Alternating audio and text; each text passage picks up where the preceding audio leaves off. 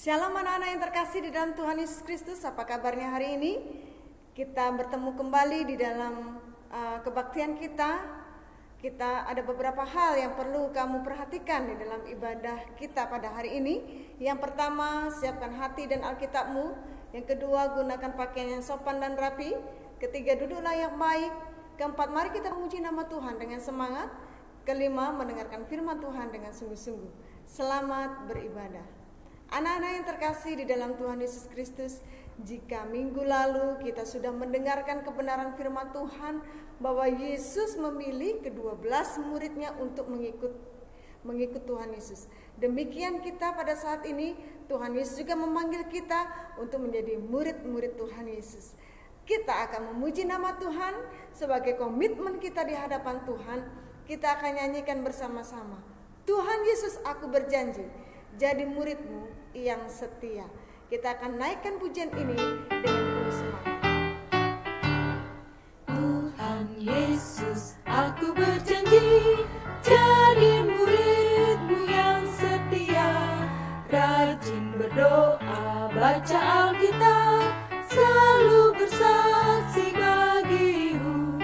Akal iblis aku menolak, firman Tuhan aku menurut.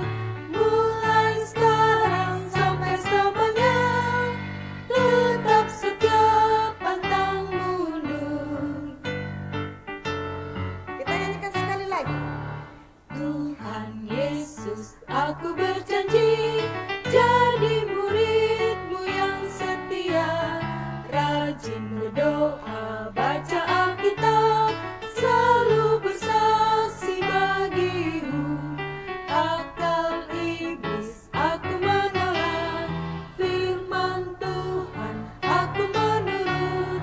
Mulai sekarang sampai selamanya, tetap setia pantang mundur. Iya, tetap setia, pantang mundur. Kita akan mendengarkan kebenaran firman Tuhan. Bersama-sama mari kita siapkan hati kita, pikiran kita untuk mendengarkan kebenaran firman Tuhan. Kita akan nyanyikan waktu Tuhan pasti yang terbaik.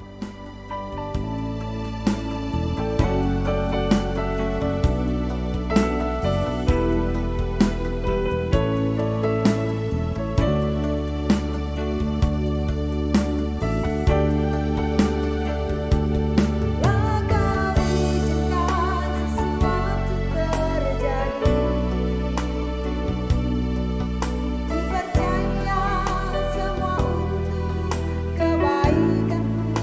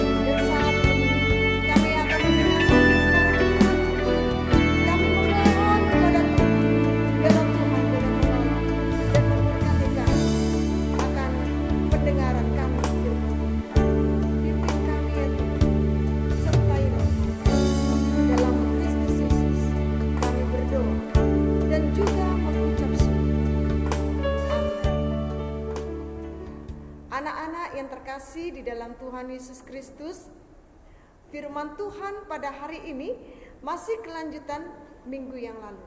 Jika minggu yang lalu Tuhan memilih 12 murid Tuhan Yesus untuk mengikut Tuhan Yesus, nah saat ini firman Tuhan diambil dari kitab Lukas pasal 4 ayat 31 sampai 41. Yesus menyembuhkan ibu mertua Simon Petrus. Di dalam kitab Injil Lukas ini, sebelum Yesus menyembuhkan ibu mertua Yesus di dalam rumah ibadat di dalam Kapernaum, Yesus pergi ke sana, ke sebuah kota Galilea. Dia memberitakan firman Tuhan.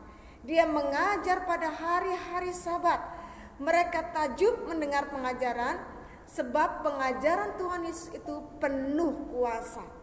Tetapi pada waktu Tuhan Yesus memberikan pengajaran di dalam rumah ibadah itu, datanglah seorang yang kerasukan setan dan berteriak dengan suara keras, "Hai engkau, Yesus orang Nazaret, apa urusanmu dengan kami? Engkau datang hendak membinasakan kami? Aku tahu siapa engkau. Engkau datang, engkau adalah Allah yang kudus." Tapi pada waktu itu Tuhan Yesus menghardiknya, dan setan itu pergi daripadanya. Orang itu menjadi sembuh. Pada waktu itu ahli-ahli Taurat dan orang-orang Farisi berkata dan bertanya-tanya, siapakah dia? Setelah Tuhan Yesus memberitakan firman Tuhan di dalam bait Allah, Yesus pergi ke rumah Simon Petrus. Di dalam rumah itu Yesus mendengar satu kabar bahwa ibu mertua Simon Petrus sedang sakit parah. Dan Yesus menjumpai ibu mertua Simon Petrus. Dia datang dan menyembuhkannya. Berita itu semakin lama semakin tersebar kemana-mana. Dan malam itu juga banyak orang-orang yang datang menemui Tuhan Yesus. Mereka berbondong-bondong menemui Yesus. Mereka membawa orang-orang yang sakit, dan Tuhan Yesus menyembuhkan mereka. Yang buta melihat, yang lumpuh berjalan, yang tuli mendengar, dan banyak orang yang kerasukan setan juga dilepaskan. Nah, dan pada waktu itu Yesus melarang banyak orang itu untuk memberitakan siapakah dia yang sebenarnya. Nah, anak-anak yang terkasih di dalam Tuhan Yesus Kristus, hari ini kita belajar mujizat-mujizat yang dilakukan oleh Tuhan Yesus untuk melayani orang-orang di sekitarnya. Tuhan Yesus juga mampu memberikan mujizat di dalam kehidupan kita. Hanya bagaimana kita mengimani setiap mujizat-mujizat dan setiap berkat-berkat Tuhan di dalam kehidupan kita. Di tengah-tengah masa pandemi ini, mungkin kita sering melihat atau kita mendengar berita di televisi, membaca berita di koran, banyak orang yang saat ini sedang bergumul bersama-sama memerangi virus corona. Dan banyak orang yang sudah kena dengan virus corona. Mungkin hal ini membuat kita sangat khawatir. Bagaimana dengan saya? Ingat anak-anak, janji Tuhan di dalam setiap kehidupan kita. Jika Tuhan Yesus mampu melakukan mujizat menyembuhkan yang sakit, maka Tuhan Yesus juga mampu memberikan perlindungan bagi kita ketika kita sungguh-sungguh setia dan percaya kepadanya.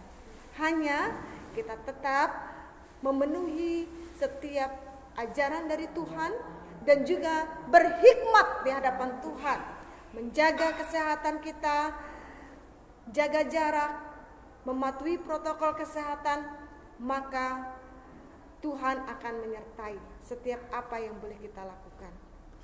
Bersukacitalah senantiasa, berdoalah senantiasa.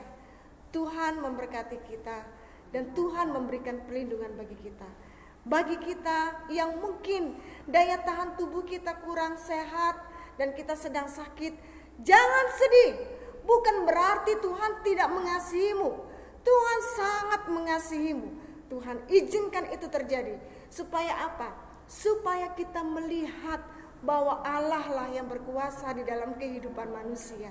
Bahwa Allah lah yang sanggup menyembuhkan dan memulihkan setiap kehidupan kita. Amin. Mari kita bersama-sama bersatu hati di dalam doa. Kita berdoa. Tuhan Yesus Kristus, Tuhan yang mengasihi kami, terima kasih atas kebenaran firman Tuhan yang singkat, yang boleh diperdengarkan bagi kami semua. Kiranya Tuhan boleh memberkati dan Tuhan boleh menyertai kami. Terima kasih Tuhan Yesus Kristus, terpuji dan termulialah namamu. Hanya di dalam namamu kami berdoa dan juga mengucap syukur. Amin. Oke anak-anak yang terkasih di dalam Tuhan Yesus Kristus. Sampai jumpa, Tuhan Yesus memberkati. Bye-bye.